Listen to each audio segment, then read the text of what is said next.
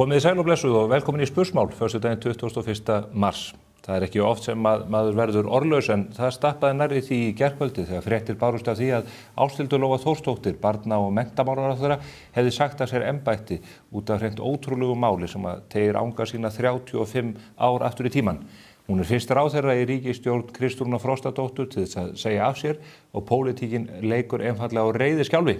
Ég hef fengið 2 ágæta stjórnarandstöðu þingmenn til þess að setjast hér niður með mér á eftir, Snorra Másson og Diljá Mist Einarsdóttur, og þau ætla að ræða pólitíkina og hvernig þetta blasir við þeim. Málefni Ásthildar Lóu eru reyndar ofarlega baujað öðru leyti einnig í þættinum, því að þeir Sigurður G. Guðjónsson, hæstaréttarlögmaður, og Árni Helgason, lögmaður og varaþingmaður, þeir ætla líka að koma hingað og ræða fasteignaviðskipti Ásthildar Lóu sem eru með hreinum ólíkindum. Upplýst var þau í dómi héraðsdóms fyrir ekki svo löngu síðan. En það eru fleiri mál sem við ætlum að ræða hér. Eitt af því auðvitað byrlunarmálið sem hefur skekið Íslands samfélag og við höfum fjallað rækilega hér á þessum vettvangi. Stjórnskipunar- og eftirlitsnefnd hyggst núna að taka málið fyrir. En það ekki allir á eitt sáttir við þá ákvörðun Vilhjálms Árnasonar formannsnefndarinnar að fara í þá vegferð. Sigríður Dögg Auðunsdóttir, formaður Blaðamannafélagsins, sendi frá sér harðorða yfirlýsingu í vikunni og sagði að þingið ætti ekki að rannsaka Ríkisútvarpið og þá blaðamenn sem að tengjast þessu ótrúlega máli, heldur ætti þau að rannsaka lögregluna og störf lögreglunar í tengslum við rannsókn á þessu sama máli. Yfirlýsing formanns Blaðamannafélagsins með hreinum ólíkindum, leyfi ég mér að segja, en þó ekki jafn miklum ólíkindum og þeim að formaður Blaðamannafélagsins neitar að mæta hér til viðtals til þess að ræða þessa yfirlýsingu og það hvernig þetta mál blasir við henni. Við hvetjum formanninn hugum prúða til þess að snúa af þeirri leið og hvetjum hann til að mæta hér að viku liðinni til þess að ræða efnisatriði málsins. Það henni ekki nein fyrirstaða, trúi ég. En það eru fleiri sem hafa lagt orð í belg um þetta mál og telja að stjórnskipunar- og eftirlitsnefndin sé á villigötum, að hún megi hreinlega ekki rannsaka blaðamenn, fjölmiðla eða Ríkisútvarpið sem nú reyndar opinber stofnun. Sigmar Guðmundsson skrifaði mergjaða grein á Vísi þar sem hann tók til varna fyrir sinn gamla vinnustað og Sigmundur Ernir Rúnarsson sem þar starfaði reyndar árum áður líka, hann lýsti því yfir að hann væri mjög ósáttur við það hvernig stjórnskipunar- og eftirlitsnefndin hygðist ganga fram. Ég bað þessa öflugu fyrrum fjölmiðlamenn og kollega að koma hingað og ræða þetta vegna þess að við viljum auðvitað fá efnislega umræðu málið, en þeir báðust undan viðtali. Maður velti fyrir sér hvaða málstað menn hafa verja þegar þeir treysta sér ekki til þess að eiga orðastað við fjölmiðla mál sem þetta. Við erum með að meta það, fyrst að þeir kom ekki, en kannski snýst þeim hugur eins og formanni Blaðamannafélagsins dag 1. En fleiri mál af vettvangi. Halla Bergþóra Björnsdóttir, hún lögreglustjóri í Reykjavík. Hún hefur þrívegis hætt rannsókn á máli Solaris samtakana. Samtökum sem hafa farið mikið hér á síðustu árum, söfnuðu nærri 100 milljónum í þeirri vegferð að koma Palestínumönnum út af Gasasvæðinu til Egyptalands og áfram hingað til Íslands í örugt skjól. Það hafa vaknað grunsemdir að söfnunin sem slík hafi ekki staðist lög né heldur meðferð fjármunana þegar þeir voru komnir að landamærunum að Gaza. Spurningin hvort að þeim fjármunum hafi verið varið til þess að múta embættismönnum eða öðrum til þess að koma fólkinu út af svæðinu.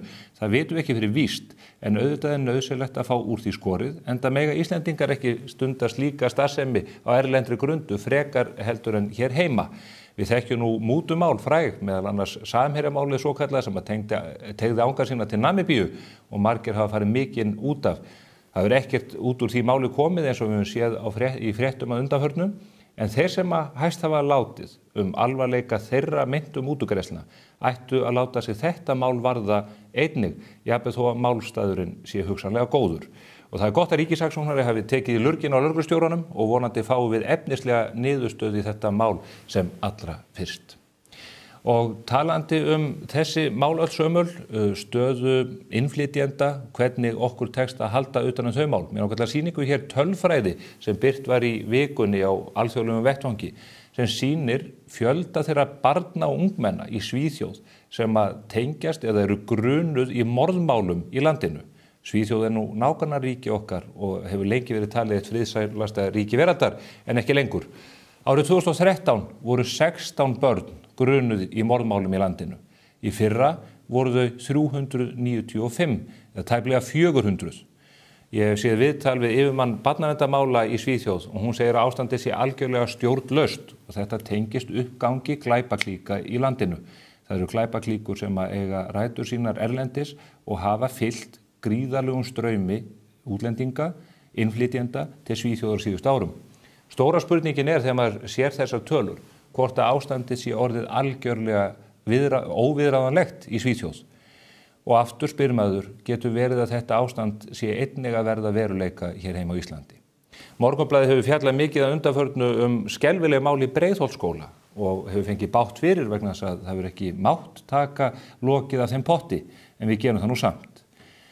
Heimildir spursmála herma að aðalhrottin í því máli sé 12 ára drengur sem hafi haldið skólanum og félögum sínum þar, kennurum og foreldrum í hálfgerðri herkví alveg frá því hann kom í skólan 8 ára gamall. Hann af erlendu bergi brotinn og faðir hans hafa eitrað andrúmsloftið sömuleiðis. 2 kennarar sem að kenndu drengnum sögðu farir sínur ekki sléttar. Hann kallaði þær, sagði öllu heldur að hann þyrfti ekki að hlýða þeim eða taka mark á þeim því að þær væru ógiftar, þær væru konur og þær væru ljóshærðar. Eins og við vitum þá aðeins einn kynþáttur sem ljóshærður og við vitum út frá þessu að kynþáttahatur grasserar á Íslandi, ekki aðeins auðvitað gagnvart útlendingum sem algjörlega óþolandi, heldur líka meðal hópa útlendinga sem að hingað koma til þess að lifa á þessu samfélagi. Þetta gríðarlega alvarlegt mál og við þurfum að eiga samtal þetta og að það verður að vera hægt að ræða þetta á opinberu vettvangi. Þetta mál þess eðlis og það mikilvægt að við sjáum einhverjar framfarir bæði hjá skólayfirvöldum í Reykjavík en yfirvöldum líka almennt í því að reyna að stemma stigu við því að uppgangur rasisma, haturs og ofbeldis fái þrifist innan skólakerfisins. Við munum halda áfram umfjöllun þessi mál hér á vettvangi Morgunblaðsins á komandi vikum. Þið getið stólið á það. Áður en að þessu kemur, þá ætlum við að ræða málefni Ásthildar Lóu sem að nú hefur sagt af sér sem ráðherra og einnig fasteignamálin hennar. Og í lok þáttarins kemur hingað Guðni Ágústsson fyrir formaður Framsóknarflokksins sem að segir farir sínar og Framsóknarflokksins ekki sléttar. Hann telur að það þurfi mikið endurreisnarstarf að eiga sér stað til þess að þessi 109 ára gamli stjórnmálaflokkur eigi sér viðreisnarvon. Fylgist þið með. Litla ládeyðan sem einkenndi samfélagsmiðlana fyrstu daga vikunar. Maður vissi bara ekki hvort fólk væri lífs eða liðið. Greinilegt að byrjendaglans nýrra þingmanna sé á bak og burt og alvaran nú tekin við. Miðja viku urðu þó einhverjar hreyfingar á miðlunum en svo í gær þá bara búm, sjagga, lagga, Ásthildur Lóa all over the place. En byrjum á byrjuninni. Dóra Björt hélt stríðinu að einkabílnum áfram í vikunni þar sem hún hvatti fólk til að taka strætó vegna nýrra rauntíma upplýsinga á leiðakerfinu. Allt svo einfalt og frábært. Einmitt, þú þarft í það minnsta að vera prófessor í umhverfisrétti til að skilja þetta blessa strætókerfi. Hanna Katrín lagði fram nýtt frumvarp stjórn fiskveiða sem eykur kröfur gagnsæi eignarhaldi í sjávarútvegi. Fagur fiskur í sjó, brettist upp á halanum með rauða kúlu á maganum. Ég skal hætta núna. Halla Hrund brosti sínu breiðasta þegar hún hafði lokið við sinn fyrsta flutninga á þingsályktunartillögu varðaði orkuöryggi landsmanna. Vel gert hjá Höllu, en einhverjir yrðu nú frekar óttasleiknir við að sjá þetta brosa næturlagi. Dagur B. Eggertsson stærði sig af eigin verkum í borginni og slengdi fram before and after mynd til að sýna fólki að svart á hvítu hvað hann hafi staðið sig vel sem borgarstjóri. Já, Dagur, þú ert alveg ágætur.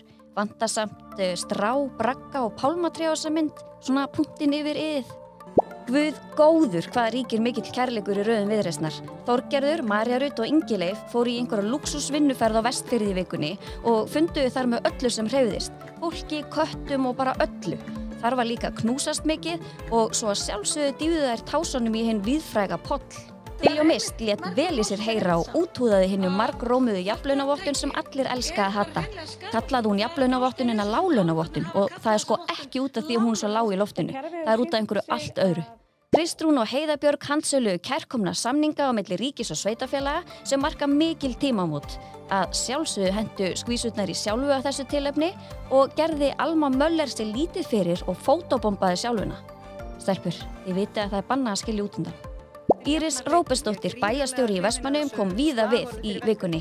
Johnny Bravo eða Jóhann Páll, hann var svo hrifinn af erindi Írisar að honum fannst tilefni til að deila því á grammi sitt. Þau eru sammála á Pretty Boy Choco. Það vantar smá hita á klúbbinn. Jarðhiti jafnar leikinn. Ásthildur Lóa fékk svo góða heimsókn. Sko frá Íris Róberts, ekki þessum fyrrverandi 15 ára elskuga eða hvað maður kallar þetta fíaskó. Þar ræddu þær menntamálin af mikilli alúð áður en allt sprakk í loft upp og Ásthildur Lóa sagði af sér. Hvað bingóið sem Flokkur fólksins bauði á mánudaginn, heldur það enn dagskrá eða? Hvernig stemningin? Bingo, bango, bongo í fjörgin? Sjáumst þar.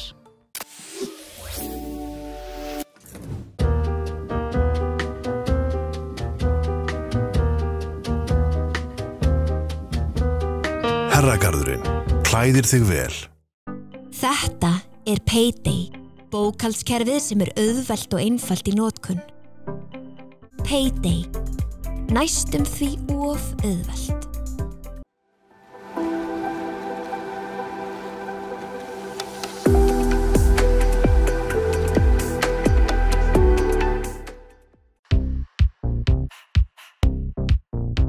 Your body is a temple, your body is a castle, so work it. I said just work it. Your body is a temple, your body is a castle, so work it. I said just work it. Stay comfy. Komið sæl að nýju. Það veit enginn hvað nýr dagur ber í skauti sér. Við kynntumst því í gærkvöldi þegar fréttirnar af afsögn Ásthildar Lóu Þórsdóttur bárust út ljósvakann. Við þurftum að gera breytingar á skipulagi þáttarins og höfum núna fengið til okkar tvo góða gesti úr þinginu, stjórnarandstöðu þingmennina Diljá Mist Einarsdóttur og Snorra Másson. Diljá Mist situr eins og þið þekkið fyrir hönd Sjálfstæðisflokksins á þingi og Snorri fyrir Miðflokkinn. Já, nú er víka síðan að forsætisráðherra var gert viðvart málið og það hefur nú staðfest. Þið hafið ekki orðið vör við einhvers konar titring á stjórnarheimilinu eða einhverja óeðlilega hegðun? Það alltaf titringur á stjórnarheimilinu. Það auðvitað líður varla sá dagur. Þetta náttúrulega orðið fjórða eða fimmta svona neykslismáli sem að ríður við þessa ríkisstjórn og á 3 mánuðum. Já, á þessum nokkru vikum sem eru liðnar af þessu samstarfi, þannig að maður er nú kannski aðeins farin að venjast þessum æsifréttum af ríkisstjórninni. En þetta er auðvitað óbúslega óþægilegt mál og hugum hans lítur auðvitað að vera líka hjá fjölskyldumeðlimum og öðrum aðstandendum sem að verða einhvern veginn hluta þessum fréttaflutningi án þess að hafa valið sér vígvöld stjórnmálana til þess að starfa á. Þannig að án þess að ávarpa það sérstaklega þá þykir mér þessi aðkoma forsætisráðuneytisins og annarra sem hafa haft þessar upplýsingar undir höndum bara mjög umhugsunarverð og það verður auðvitað verkefni fyrir okkur í stjórnarandstöðunni og þinginu að takast á við það. Já, ég meina fólk náttúrulega þetta hefur ekkert verið á allra vitorði heldur þarna komin ábending til forsætisráðuneytisins fyrir einhverju tíma og þegar þú spyrir hvort að maður hefur orðið var við einhver titring, ekkert frekar en kannski verið hefur almennt og það heitir kannski ekki titringur, heldur einhvers konar yfirbragð ákveðinar meðvirkni með því sjónaspili sem fylgir Flokki fólksins og hefur gert frá því að þetta upphafi, frá þetta hófst hérna. Maður sér þingmenn stjórnarinnar stundum og jafnvel ráðherra svona hálfpartinn, þannig að maður lýsir því bara hvernig maður upplifir þetta, svona hálfpartinn stundum þurfa að brosa svolítið gegnum tárin yfir því að þetta kom upp alls konar mál hvert að fætur öðru og núna náttúrulega af slíkri stærðagráðu að þetta hefur verulega áhrif á þetta stjórnarsamstarf, því verður ekki neitað, maður sér það bara á blaðamannafundi þegar þær koma þarna Inga Þorgerður og Kristrún þær að svara fyrir þetta eins rólega og varlega og þær geta og gæta þess hvernig þær velja orð sín vegna þess að þetta er viðkvæmt mál og það skiptir miklu máli að fólk fá að vita nákvæmlega hvernig að þessu var staðið að hálfu til dæmis forsætisráðuneytisins. En maður sér á þeim fundi, ef maður fer að lesa í svipbrigði þeirra sem er að tala, þá sér maður að Kristrún er að tala enn og aftur að vanda orð sín vel og horfir í sífellu til Þorgerðar, svona eins og til þess að fá, kannski ekki staðfestingu, en svona, einhverja á hún samsinni því meir og minna í grófum atriðum hvað Kristrún er sjálf að segja, en hún horfir aldrei til Ingu í sama tilgangi. Og þetta gefur manni enn á ný og staðfestir þessa upplifun manns að þetta stjórnarsamstarf byggist á, virðist vera einhverju traustu samstarf á milli Samfylkingarinnar og Viðreisnar, sem eru kannski með áþekk markmið í megin málum, en að Flokkur fólksins sé, eða sko að þau séu kannski einhverju leyti með flokk fólksins en ekki með flokki fólksins. Þau eru með þennan flokk í þessu stjórnarsamstarfi. Taldi í fanginu? Já, einhverju leyti, já, það er allavega, þegar svona mál kemur upp og verður því ekki lýst öðru vísi. Og það er þetta sagt með fullri virðingu fyrir flokki fólksins. Þetta er bara, þau eru með ákveðna pólitík og alls konar fólk þarna sem hefur verið lýðræðislega kosið. En Samfylkingin og Viðreisn, maður spyr sig, hvenær menn ætla að fallast á, sko, hvað þeir voru að gera með að fara í þetta stjórnarsamstarf þegar fjöldi annarra kosta var í boði. Viðreisn sér náttúrulega þarna í flokki fólksins tækifæri til þess að fá, kannski líklega eina flokkin sem þeir höfðu val á inn í þetta samstarf til þess að keyra gegn þetta Evrópuverkefni, gegn vilja mjög margra. Og Samfylkingin, flokk fólksins, kannski sjáðu hann þá bara sem þessa tryggustu leiðin í forsætisráðuneytið. Að vera stærsti flokkur með forsætisráðuneytið. Þú sérð framferðið þeirra, þau eru að undirstrika sína áhrif, þau vildu forsætisráðuneytið, þau vilja stærsta þingflokksherbyggið, flokkur fólksins þarna og átti að verða vandræðalaust að taka hann með í þetta og annað virðist vera að koma á daginn, sko. Maður tók eftir því á þessum blaðamannafundi sem við nú reyndar held í lengi í minnum hafður að Kristrún á einu tímapunkti setti ofan í við Ingu Sæland, hún eiginlega tekur af henni orðið og ég leyfi mér að segja að nokkur yfirlæti talar til hann og segir það er mitt að svara þessu, kæra vinkona. Já, Inga mín. Það svara kárna gamanið. Já, Inga mín. Væntanlega henni líka, henni er ekki hlátur í huga. Ég meina, Kristrún er manneskja með metnað sem vill vinna hlutina faglega og af afli og koma fram stöðugt. En hún er sífellt í einhvers konar slökkvistarfi. Já, en það hefði ekki átt að koma neitt óvart. Ég ætla að leyfa mér að segja það að allir þessi stjórnmálamenn hafa metnað og sérstaklega metnað fyrir sínum málstað og sínum stefnumálum. En framganga og þessi ólíkinda háttur þingmanna flokks fólksins, þetta engum að koma óvart sem hefur starfað með þessum blokki undanfarin ár og það hafa Kristrún og Þorgerður sannarlega báðar gert. Inn í þinginu þá? Inn í þinginu og ættu að þekkja. Og hvað þetta vísi? Hefur þú bara orðið vörfið það þá í þingstörfunum að þetta væri einhvern veginn ótraust? Já, maður þarf ekki að starfa í þinginu til þess að sjá það að þetta er oft ólíkinda tól í flokki fólksins og hvort sem er á sveitarstjórnarstigi eða í þinginu að þau geta oft verið mjög óútreiknanleg og svona óhefbundin í allri sinni framgöngu og nálgun. Þannig að það eru auðvitað mikil séns sem að þessar forystukonur taka með því að veðja á samstarfi þennan flokk. Og hafa uppi stór orð, sko, annars að því fyrir að fylgja ábyrgð, en svo kemur ábyrgðin og þá reynist hún ansi þung byrði að bera, sko. Og hvað munu kjósendur þessar flokka, Viðreisn og Samfylkingar, hvað munu þeim finnast um þetta samstarf? Ég held að meginatriðið sé í þessu að það, sko, mér finnst þetta kannski engum vera einhvers konar erkidæmi það sem ég hef allan upplifað frá upphafi þessa stjórnarsamstarfs. Að það er meira en að segja það, að vera með svona mál í hverju viku, og ég segi ekki svona mál, en einhverja nýjar uppákomur sem eru í raun og veru utan hinnar efnislegu pólitíkur, utan þess hvað menn er að reyna að gera í pólitíkinni. Þetta er svona einhver persónuleg fíasko. Já, og óviðeigandi ummæli jafnvel, til dæmis eins og við höfum séð í tengslum við fjölmiðla og annað eins, eitthvað sem þyrfti ekki að vera að trufla, en er sannarlega að trufla. Og svo fer fólk núna og trommar upp með það í tengslum við þetta ráðuneyti að já, Ásthildur Lóa sé búin að taka þessa ábyrgð í ljósi þess hvað mikilvæg verkefni eru inn í ráðuneytinu. Og það er ekkert óumdeilt að þar sé allt gott það sem þaðan kemur.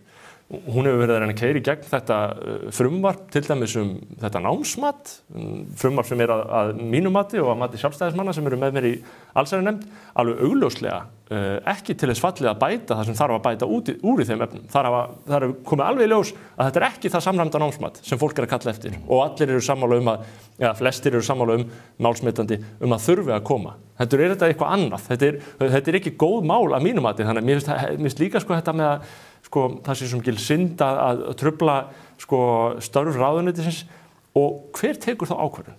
Hver tekur ákvörðun Ásthildur hætti þarna? Á grundvelli þessari upplýsinga, því að eins og segi, við getum alltaf verið hérna margar klukkutíma að ræða meðal annars efni þessara blaðamannafundar.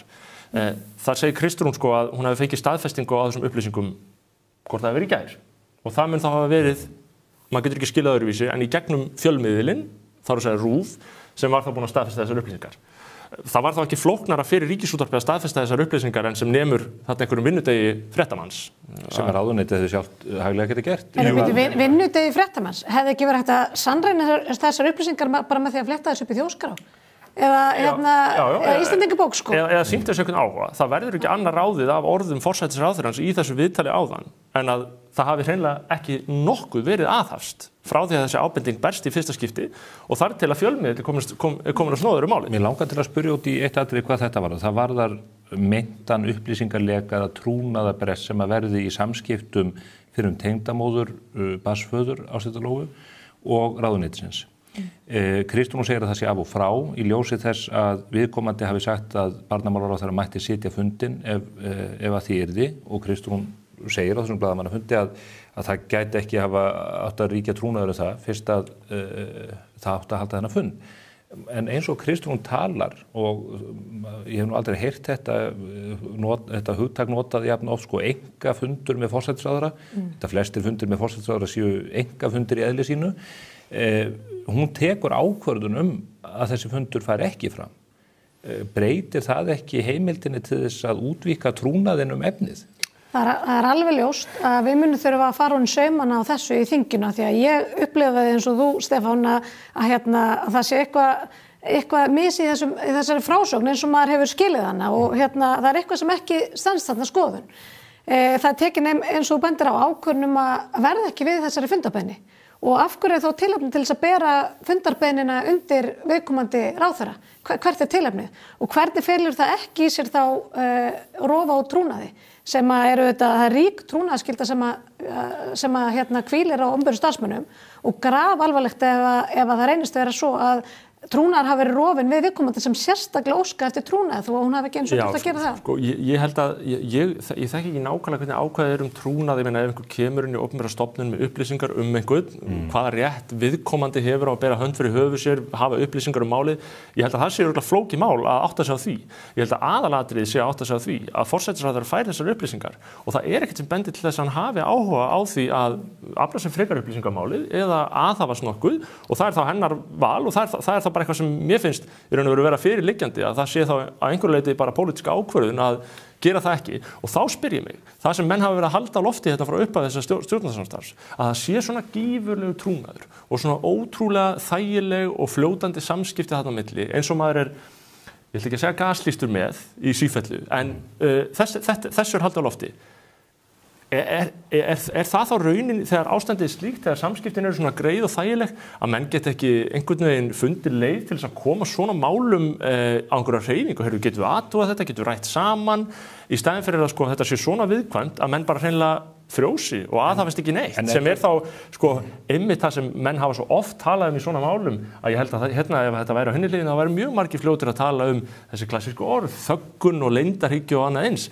Þó maður sé sjálfur, ég meina ég get alveg haft eitthvað skilning á að menn rjúki ekki af stað í svona málum, en það er bara ekki. En þú ert þá að gefa þér að matið hafi verið það að viðkvæmar upplýsingar væri að ræða eitthvað slíkt.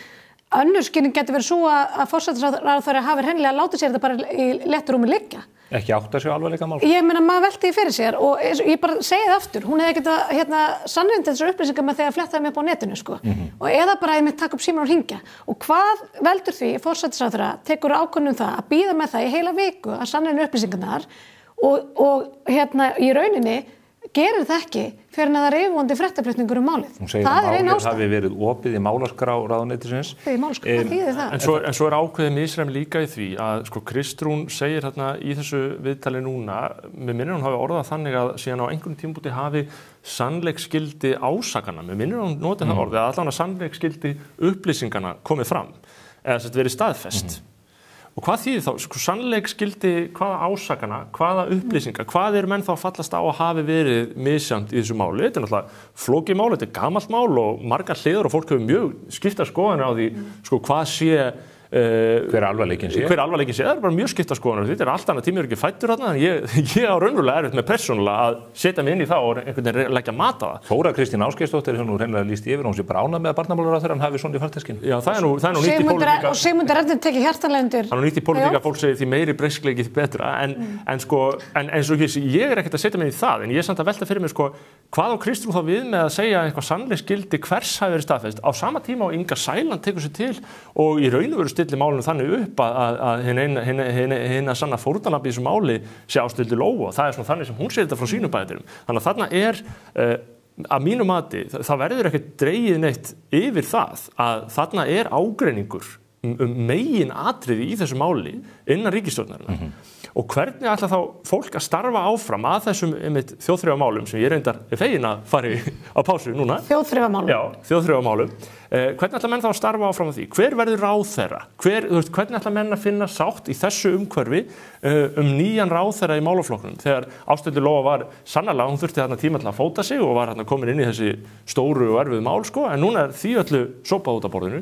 Það tapast tími. Þetta er alvarlegt fyrir stjórnmálum. Þetta er alvarlegt að þetta sé að þróast. Fara aðeins yfir ráðherrastólinn og ráðherrakapalinn sem að geti verið framundan hér rétt á eftir, en það er annað atriði sem að mér langar til að bera undir ykkur. Það er misgengi í frásögnum Kristrúnar Frostadóttur og Ásthildar Lóu.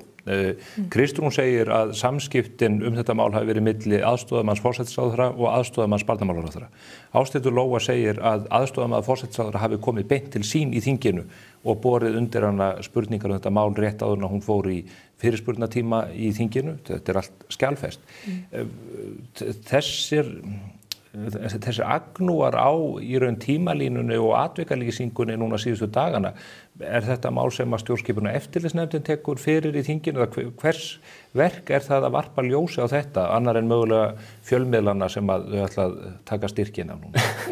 Já, munið þið hafa fjármagn? Það er spurning. Nei, ég meina, það er kannski sjálfur sér útfærslu atriði hvaða nákvæmlega eining á að taka þetta umfjöllunar. Ég held að við höfum ríkt svigrúm innan þingsins og í fjölmiðlum annað eins til þess að reyna að varpa eins miklu ljósi á það og við getum. Vegna þessa, einmitt það sem hún segir, þótt þetta virðist kannski smásmögulegt, hver sýndi hverjum hvað, þá finnst mér að samt skipta ákveðnu máli í því að reyna þá að því að við höfum ekkert annað en bara okkar tilraunir til þess að ráði í rúnina, hvað vakti fyrir forsætisráðherrann, hvað vildi Kristrún gera með þetta mál. Og það eru bara svona kannski atriði sem geta varðað veginn í að auka skilning okkar á því. Þess vegna skiptir þetta máli þótt að þetta virðist vera smáatriði. Ef menn eru bara hreinlega, það er misræmi og Kristrún hefur tekið af öll tvímæli sína útgáfu á málinu. Þannig að núna stangast þetta á. Það skiptir líka máli varðandi það hvort að raunverulega trúnaðar hafi verið brotin. Það skiptir auðvitað líka máli. Að við fáum fram tímalínuna og hverjum bárust þessar upplýsingar og af hvert var tilefnið. En svo við erum þeirra búin að fara yfir ef að var búið að ákveða verða ekki við þessum fundi og svo framvegis ef að þetta voru samskipti á milli tveggja aðstoðarmanna. Hversu langt náðu þessi samskipti, hversu margir voru inn í þeim og eins og Snorri bendir á, það höfum við ýmis verkfæri til þess. Ég ger nú ráð fyrir því að þetta verði fyrsta mál dagskrá í óundirbúnum fyrirspurnatíma eftir helgi. Finnst það ekki ólíklegt? Það er þá orðin undirbúin fyrirspurn fyrir þau. En sko, aðalatriði þessu líka þetta að ef að þetta er rétt að Kristrún hafi verið komið með upplýsingar um málið, þó að sko, eins og hún segir sannleiksgildi hafi ekki verið staðfest þegar. Sko, hvernig þá niðurstaðan leið og fjölmiðli komin að snóður um málið, þá er alveg mjög rakið fyrir greinilega allar forystukonur þessar ríkisstjórnar, Ingu, Þorgerði og Kristrúnu að taka fund með ráðherranum, þar sem að ráðherrann hefur að sögn þeirra allra eigin frumkvæði að því að segja af sér ráðherradómi, en hún sko telur sig auðvitað vamlausa í málunum. Hvers vegna segir hún af sér ráðherradómi án þess að, og hún gerir það auðvitað ekki, sko eins og maður reynir að leyfa sér að lesa þetta utanfrá, án þess að hafa þá tilfinningun að þarna sé ekki fólk sem er að fara að styðja hann áfram. Þannig að það er auðvitað, það er ekki aldrei gert í samhengisleysi, þessi ákvörðun. Þannig að hún er henni ríkt frá völdum þegar fjölmiðill komin að snúður málið. Já, það er greinilega ástæða. Það er ein leið til að skilja þetta. Bara á persónulegum nótum þetta eins og atvikalýsingin 35 ára aftur í tíman blasir við. Er þetta eitthvað sem er undirorpið ólíkum tíðaranda eða er þetta svívirðilegt? Er þetta eitthvað sem kallar á tafarlausa afsögn ráðherra? Ég skal ekki segja, raunverulega sko.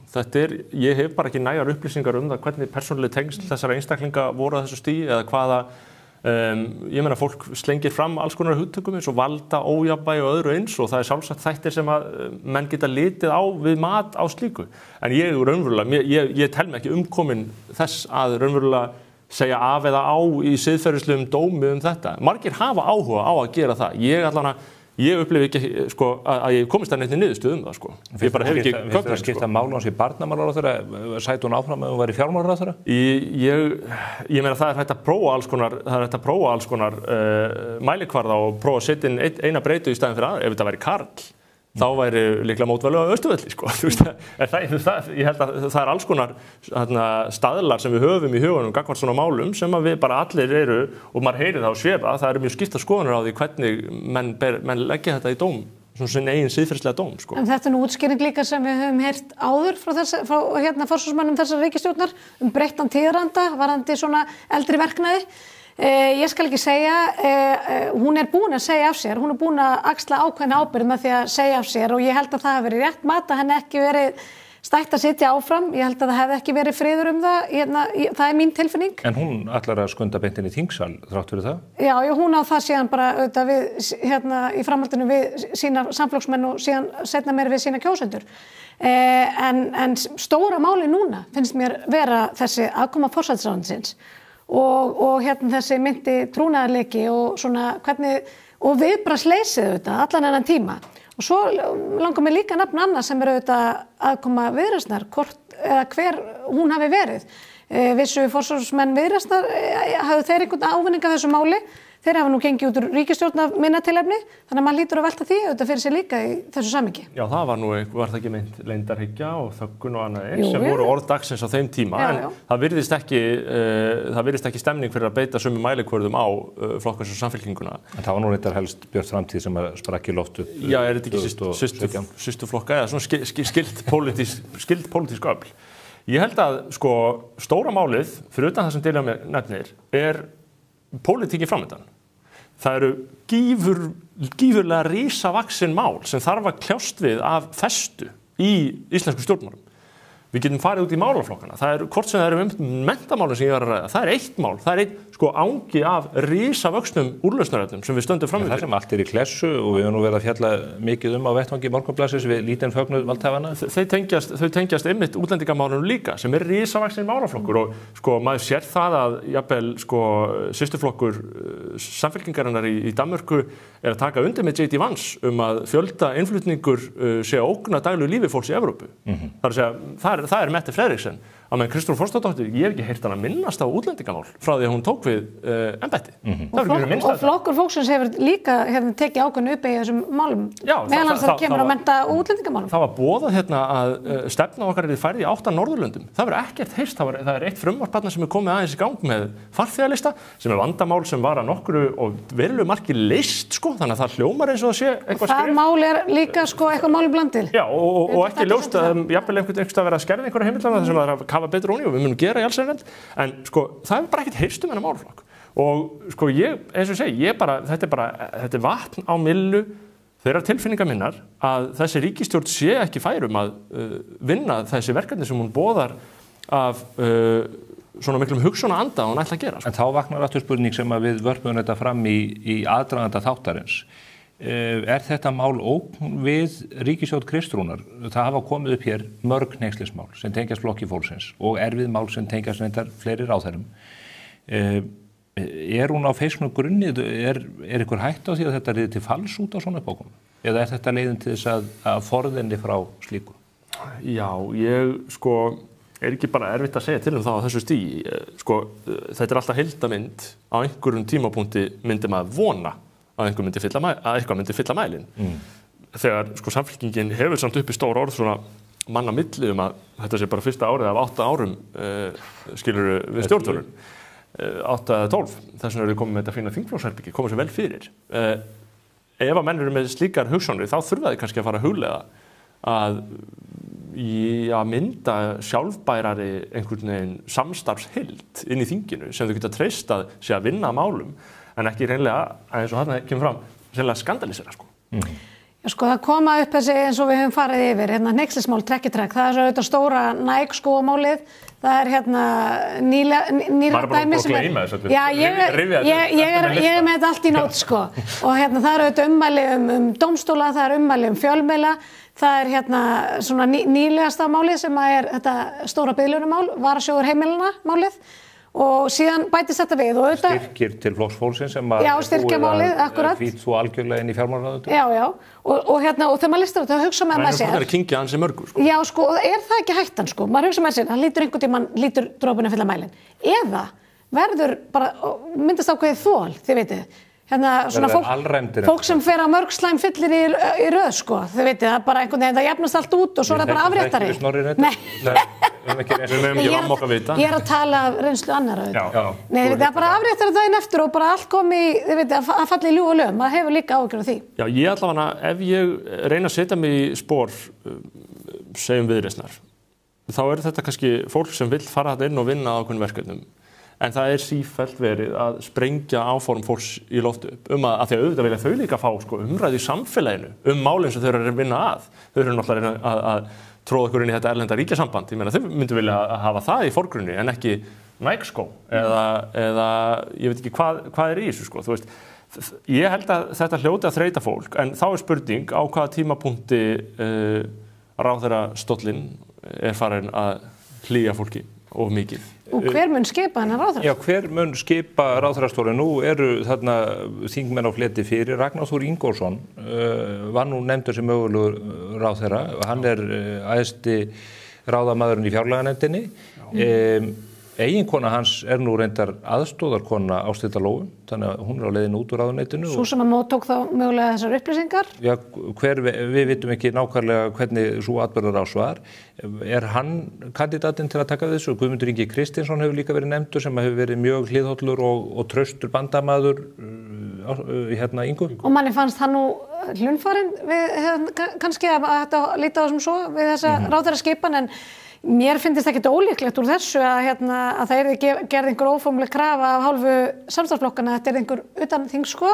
Maður velti því fyrir sér. En ekki einhver mörk fyrir því hversu getur skipa ríkisstjórn sem þó að fullu leyti, sko, flokkarnir að fullu leyti á þingi. Það ekkert sem segir að, sko, ég meina, ef að þingmennir ekki, sko, nógu góðir til að verða ráðherrar, hvað erum við þá að tala um að menn geti bara sótt í þetta úrræði sem svona, ég meina þegar Viðreisn gerir þetta þá náttúrulega fólk klórar sér í kollinu, af hverju þetta gert? Það voru kallaðir utanþings ráðherrar inn í stjórninni 2009-13 en það var mjög áhugavert að sjá hversu stutt þeir endust. Þeir voru bara rétt árið, bæði Gylfi Magnússon og Ragnar Árnadóttir og síðan einhvern veginn fuðraði það upp. Það ekkert sjálfsagt að vera þarna umboðslaus í ríkisstjórnarsamstarfi. Við ekki alveg með fæturnar. En svona auðvitað reglurnar, en maður velti í öllu falli fyrir sér.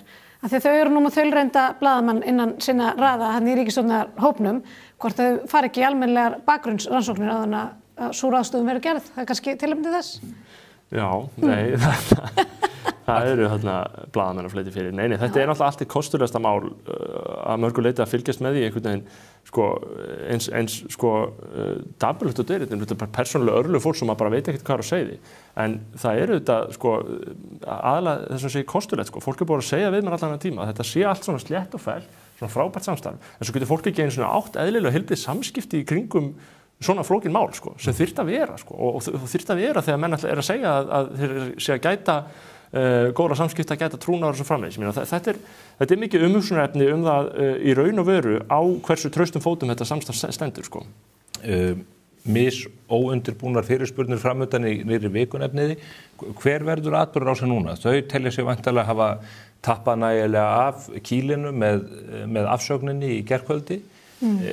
Lognast þetta mál út af helgina eftir að menn hafa gætt sér á einu kvöldum yfir Gísla Marteini? Já, við höfum auðvitað fordæmi fyrir því meðal annars úr ranni þessa hóps að það sé nú mikið veður gert skiljanlega út af því ef upplýsingum lekið með ólögmætum hætti. Þannig að þetta mál geti dregið mjög mikinn dilk á eftir sér. Já, ég sé að það verið mér. Og þarna verður því ekki neita að forsætisráðuneytið sett í afar óheppilega og flókna stöðu og því miður bara það ábyrgð okkar að reyna að særa það fram, hvað raunverulega fór fram og hver var þá vilji ráðherrans og það bara það sem við munum gera. Hvernig það verið gert eins og ég segi, óundirbúnum fyrirspurnum en líka náttúrulega bara í almennri umræðu. Ég held að samfélagið hafi áhuga á þessu, ég held að það sé ekki bara þingheimur, ég held að þetta svona mál sem augljóslega allir hafa skoðun á og það allt alveg vitlaust út af þessu. Og það þá ábyrgð okkar, sko, að halda því þá lifandi þannig að fólk, ekkert ástæðulausu, bara það bara vegna þess að fólk vill þá vita hvað raunverulega fór þarna fram, sko. Og almenningur getur treyst á það að stjórnarandstaðan mun ekki láta sitt eftir liggja í þeim efnum og ég held að því að nú sagði hún bara strax af sér ráðherrann og og eins og ég sagði axlaði ákveðna ábyrgð með því. Þannig að þeim þætti málsins hvað hana varðar lokið því leitinu til. eftir stendur almenningur á rétt að fá að vita hvernig að þessu máli var staðið og af hverju til að mynda forsætisráðherra dregur það að fara ofan í kjölinn á þessu máli og komast til botns í því. Já, og svo var líka benda það að Inga Sæland, hún fer þetta í viðtal og mann finnst ekki alltaf alveg fara saman hljóð og mynd hjá henni, þannig að maður noti þreyttasta frasana en öllum. En mjög skiljanlega. Hún til í mynd í alþingissalnum, í þingsalnum, að tala mjög fjálglega þetta sem kallaði tálmun í daglegu tali, þegar fólk að hindra samskipti við annan foreldrann. Og svo kemur þetta mál þar sem eins og ég segi, það ekki mitt að meta hvað satt og logið í þessu. Það eru bara tveir aðilar að saka hvor annan hún hefur sína Ásthildur Lóa sína hlið á þessu máli og svo hefur þessi barnsfaðir sína hlið á þessu máli. Stjórnvöld komin að þessu máli, dómsmálaráðuneytið og fjölskylduþjónusta kirkjunnar. Og vel að merkja þessi hlið mannsins nokkuð sem Kristrún hefur vísað til sem eitthvað sem hefur verið sannað í sannleiksgildi, einhver svona ásakanir. Ég veit ekki ennþá hvaða þátt hún var að vísa til. En það að segja, menn að taka þá frásögn að einhverju leyti trúanlega og hún var sett fram í fjölmiðlum án þess að vera reynd svona staðreyndarlega séð nema bara hvað Ásthildur Lóa færi sitt fram. Þannig að Inga Sæland virðist gefa mjög lítið fyrir þann möguleika að nokkuð slíkt sé að ræða. Hún virðist mjög áfram að menn bara séu alveg saklausir af öllu slíku og það eru náttúrulega ekki, ég meina, eins og segi, það ekkert mál sem var fyrir 35 árum, það bara eitthvað miklu lengra mál, þannig að ef henni væri alvara að taka svona mál alvara, þá myndi hún auðvitað allan að hugleiða möguleikann ræða við viðkomandi vita hvernig þetta var ef hún vissi ekki af þessu máli að neinu leyti. Og eins og segi, það þykir einhverjum gaman að fara inn í persónuleg málfors að þessu toga, en þegar forystumenn í ríkisstjórn tala með þessum hætti, þá náttúrulega verður að benda það, hvað áttu þá við? Tekur þú þá bara ekkert af þessu alvarlega neinu leyti eða gerir þú það? Þetta bara hið gamalkvæðina, það er svo auðvilt að standa upp á stól og fetta fingur og benda putta í allar áttur og vera með, eins og þú segir, fjálglegar yfirlýsingar, nema þeirra snýra mér og mínum. Þá einhvern veginn, þá gild aðra reglu, og ég held að almenningur hlýtur að fá bara óbræði munnin ef þetta viðhorfið. Það verður fróðlegt að sjá hvernig þessu vindur fram. Við munum auðvitað fylgjast mjög náið með framvindu málum helgina og hinnum óundirbúnu fyrirspurnum í nýrri vikum. Ég þakka ykkur kærlega fyrir að koma og varpa ljósið á þetta frá bæjarstjóra stjórnarandstöðunnar, Snorri og Diljá. Takk hérlega. Hér eftir örskamma stund höldum við reyndar áfram með málefni Ásthildar Lóu Þórsdóttur. Sigurður G. Guðjónsson, hæstaréttarlögmaður og Árni Helgason lögmaður ætla að ræða fasteignaviðskipti sem hún átti við Arion banka. Sú saga lyginni líkust.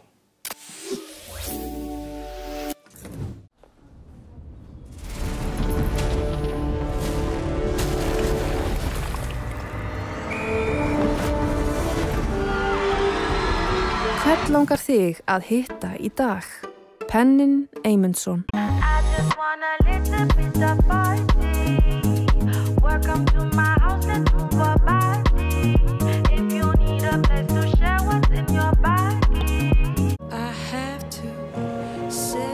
Komdu og reynslaktu glænýjum Toyota Land Cruiser 250 hjá viðurkenndum söluaðilum. Toyota. Förum lengra.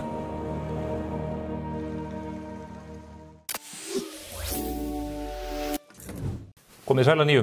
Þau eru farin frá okkur Snorri Másson og Diljá Mist Einarsdóttir út af máli málana Ásthildi Lóu Þórsdóttur. Við vorum búin að undirbúa þennan þátt hér þetta fyrir nokkrum dögum síðan og ég hafði kallað hingað á vettvang menn til að ræða fasteigna viðskipti hennar og meðal annars samskipti hennar við Arion banka í kjölfar hrunsins. Það stórt og áhvert mál sem ekki alveg leitt í jörðu að mínu mati. Þeir eru því komnir hingað Sigurður G. Guðjónsson, hæstaréttarlögmaður og Árni Helgason lögmaður og varaþingmaður og við ætlum aðeins að rekja þetta mál fram og aftur. Sælir, báðu tveir. Sælir. Ég eiginlega kalla ykkur til leiks bæði vegna sem ég veit að þeir eru kunnáttu menn á sviðinu líka því að þið hafið lagt orð í belgum málið. Og Árni, þú á samfélagsmiðlunum X, þar sem þú raktir í nokkuð stuttum máli þessa atburðarásirun. Getur þú sagt okkur hvað þetta mál snýst sem við fengum svona NASA sjón af í niðurstöðu dómstóla í liðinni viku? Já, það sjálfsagt að fara yfir það Þetta þó að sé nú kannski ekki skemmtilegt að vera að fara hún í persónuleg fjármál fólks en þá hefur Ásthildur náttúrulega í gegnum tíðina gert þetta mál dálítið opinbert. Sitt mál, sína sögu í þessu. Hennar pólitíski grundvöllur þetta mál og þessi baráttu? Akkurat og hún hefur ítrekað gert þetta mál að umtalsefni á vettvangi Hagsmunasamtaka heimilanna sem hún var formaður lengi og farið svona mikinn, held að sé alveg ótt að segja það að orðræðan hefur verið eins og hún hefur verið með ásökunum ofbeldi og vanhæfni og ég ætla nú ekki að fara að hafa þetta allt eftir hérna gegn hinum og þessum. Meðal annars dómstólum. Meðal annars dómstólum. Og þess vegna var svolítið frúðlegt sko að svona kannski þegar þessi dómur kemur núna fyrir kannski 2 vikur síðan einhversleis. Að þá svona kannski getum að loksins púsla saman hvað í raun og veru gekk á hvað þetta öll lætin snerust sko. Og þá kannski kemur það í ljós að það var nú ekki allt alveg kannski sem sýndist í því eða ekki allt í samræmi við það sem að svona hafi verið lýst sko, þessar miklu og dramatísku lýsingar. Og sko það náttúrulega þannig að hér eftir hrunið að þá þetta lentu margir í vandræðum og meðan gengistri lán rukku upp, það voru vextir á hluti, sem háir dráttavextir sem skulla á fólk og svo framvegis. Og þetta var það þannig að eftir hrun þá voru erfiðleikar víða, það enginn að gera lítið úr því. En ég þekki þessi mál svolítið, ég vann mikið þessu sem lögmaður til að byrja með árunum eftir hrun og þetta var skuldauppgjörsmálum sem sannarlega voru mörg og alveg erfið árin eftir hrun en svona þeir sem að fóru í gegnum þessi úrræði og sýndu nú allavega einhvern greiðsluvilja til bankana og svona, þeir komust, það var nú svona reyndir, þeir komust nú mjög fljótlega aftur á lappirnar og þetta var besta meðali í því síðan að fór bara að ganga betur, það fór bara að ganga betur í hagkerfinu og fólk fór bara aftur að hækka fasteignaverð og svo framvegis. Launin hækkuðu já, akkurat og þá svona lagaðist margt af þess en það varð svona ákveðin hópur eftir fannst mér sem að eftir eiginlega í reiðinni ef maður getur orðað það þannig og svona smá saman og það svona kannski þessi hópur sem varð á endanum hagsmunasamtök heimilanna og fór einhver leitin í flokk fólksins. Ásthildur Lóa og Ragnar Þór Ingólfsson hafa farið og fóru mikinn í þessu? Akkurat sem dæmi og það var svona einhvern veginn þetta orðfæri og að svona normalísera einhverja orðræðum þessi mál sem var alveg ótrúleg og mér fannst aldrei sko hafandi unnið í þessum málum sem sannarlega sem ég segi voru erfið þarna rétt eftir hrunið en fengu langflest mjög farsæla lendingu. Þá fannst ég tengdi aldrei við þetta sko. En það var svolítið svona eins og fólk bara væri búið að leyfa sér þetta að gefa eitthvað allsherjar frat í kerfið og ráðherrann nefnir sitt mál mjög reglulega og hefur tekið það upp alveg á ýmsum vettvangi og þegar svona einhvern veginn dómurinn kemur og þú getur púslað þessu saman að þá svona einhvern veginn blasir við hins vegar sú mynd að það fæst ekki betur séð en að þarna sé undir eitthvað lán sem hafi raun og veru ekki verið greitt af frá því að hrunið varð eða svona segjum 2009 kannski í einhver 8-9 ár og vissulega einhver partur af því framan af óvissa stöðu lánsins og svo framvegis en langflestir voru mjög fljótlega byrjaðir með að greiða eitthvað inn á lánin svo kemur mjög langt tímabil þar sem að virðist ekkert greitt inn á þetta lán það farið í nauðungarsöluaðgerðir sem lánið hjá Arion banka og það allt mikið læti í kringum það ráðherrann og maður hennar kæra fara í mál við bankan og held ég sýslumanni líka það eru 2 dómsmál sem að bankinn þarf að fara í gegnum og lagðar þar fram leynilegar upptökur úr nauðungarsölunni og miklu tjálta til en nauðungarsalan stendur og svo kannski svona það sem að dúkkaði upp og var nú kannski svona það allra skrýtnast í þessu að samt sem að vera áfram í húsinu einhvern tíma og fá svo að kaupa það aftur af bankanum Löngu síðar. Löngu síðar, árslok 2019. Þau kaupa þetta hús, svo við skynum það árið 2007 fyrir 55 milljónir, taka á þetta ríflega 30 milljón króna lán sem þá andlað þessara erfiðleika eftir hrunið. Akkurat. En hvernig lyktar þessu í samskiptum við bankana því að þau hafa nú farið hörðum orðum framkomu bankans, ekki síður en sýslumanns? Já, og það svona eitthvað sem að ég að minni reynslu í þessu málu. Maður bara hafði ekki hugmyndaflug látið sér detti í hug að fara fram á svona díl fyrir mína umbjóðendur á sínu tíma. En þetta alveg ótrúlegt að fá í raun og veru þetta 12 ára gamla verð á eignina sem blasir við mér, ég var það að skoða Það er skoða verð fasteigna svo á fastin.is, svona verðsaga og svona bara gróft á litið þessu hverfi sýndist manni nú vera markasvirði svona eignar á þessum tíma þegar þessi seinni samningur gerður örugglega 85-90 milljónir og ég hugsa svona eignir sé að fara á 130-140 í dag þannig að það var talsverð verðmæti sem þarna falla til. Bankinn ákveður að selja þeim eignina 2019 á þessu 12 ára gamla verði. Já. Ekki venjan svo, ég þekki bara ekki til þess að bankar setja svona eignir bara einfallega marka, reyna að kalla fram markaðsverð eða þekkið einhver dæmi það að menn horfi á eldgömul verð? Ég bara, aftur, ég hef ekki séð dæmi þetta áður, það allavega það afskaplega sjálfgeft og ég held að við haldið, ég meina bankar hafa ákveðnar reglur það hvernig meðhöndla fullnustueignir og þeir, alltaf, sko maður heldur ekki gleyma því að nauðungarsöluferlið þó að það sé auðvitað þungt og leðilegt og erfitt fyrir fólk, að þá mjög mikið af möguleikum á leiðinni fyrir fólk til þess að koma og gera upp sín mál, endurfjármagna eða hvernig það En þegar þú veist, nauðungarsalinn búinn, bankinn orðinn eigandi eignarinnar, þá þetta hann orðinn eigandi eignarinnar og bera meðhöndla það eins og hverja aðra eign sem hann með, sko. Og þess vegna svo sérstakt, sko, að það einhvern veginn virðist vera langt frá allavega öllu markaðsverði í þessu. Og sko, eitt auðvitað, það getur verið að þarna hafi bara náðst að gera afskaplega góðan díl eða í því hvernig maður orða þetta, en það svo fróðlegt, sko, að rýma þetta saman með þessa orðaræðu sem hefur verið, sko, öll þessi ár.